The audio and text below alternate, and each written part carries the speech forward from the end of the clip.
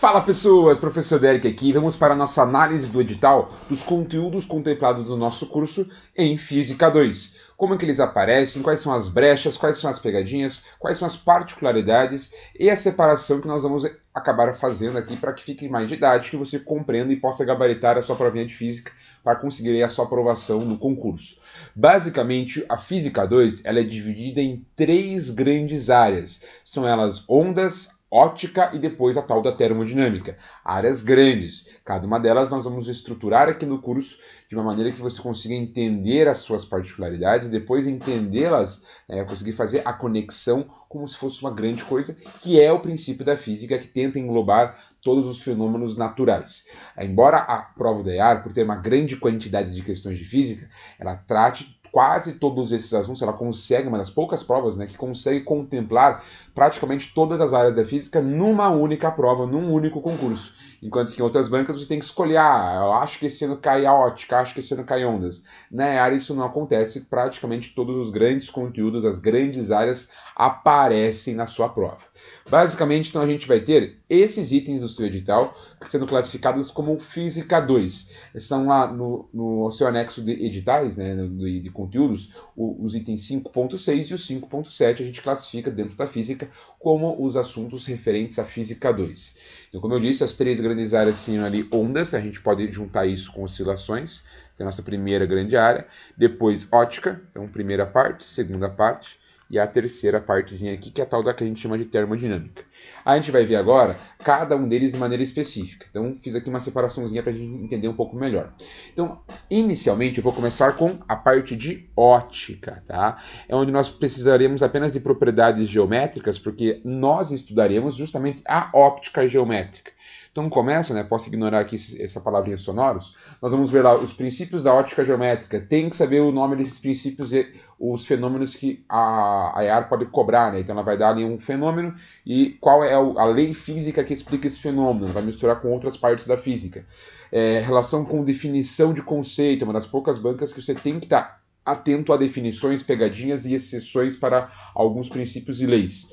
Temos aí os fenômenos da reflexão, puxando aí a nossa frente de ótica, o fenômeno da refração e as suas aplicações. Então nós já temos aqui 3 sub-áreas de ótica. Então a parte de princípios da ótica geométrica, que é sombra, penumbra, classificações de materiais, definições de propriedade e propriedades da luz. Depois a reflexão, que é um tipo de fenômeno que a luz sofre, dando origem a espelhos planos esféricos. Depois a refração, que é quando a luz muda de meio, se ela muda de meio, o que vai ser alterado, as suas características e as suas relações ali com ângulos. Depois a formação de imagens, devido à refração em lentes. E por último, olho humano.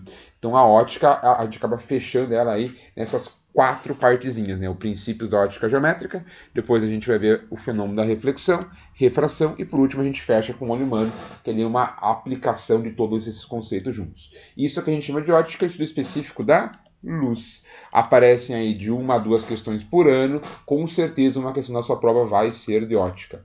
A segunda parte é uma parte bem extensa, veja que aqui ela faz questão de colocar cada um dos fenômenos, dos conceitos, então não abre muita brecha para cair algo fora desse edital, tudo bem? Que é a parte de ondas e acústica, Então a ótica ela tem uma particularidade, a luz ela está toda separada, enquanto que o som ele acaba entrando aqui junto dessa parte de ondas. Então o que é uma onda, o que uma onda transmite, quais são as características dela, que é a frequência, período, as suas diferenças quanto a ser longitudinal.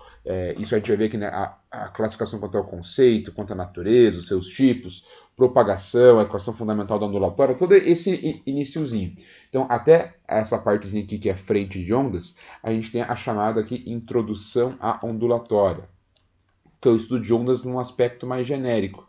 Aqui podem cair questões de gráfico e substituição, sendo que a área ela adora trabalhar com aqueles prefixos, Então, esse assunto, ondulatória, Sendo que esse assunto ele é bem suscetível ao aparecimento daqueles prefixos. A gente vai ver isso nas aulas, O micro, o mili, o nano, o pico, o mega, o giga, o tera e assim por diante. Então isso vai aparecer provavelmente na sua provinha nesses assuntos. Depois nós vamos estudar os fenômenos ondulatórios, veja que ela faz questão de citar um a um, né?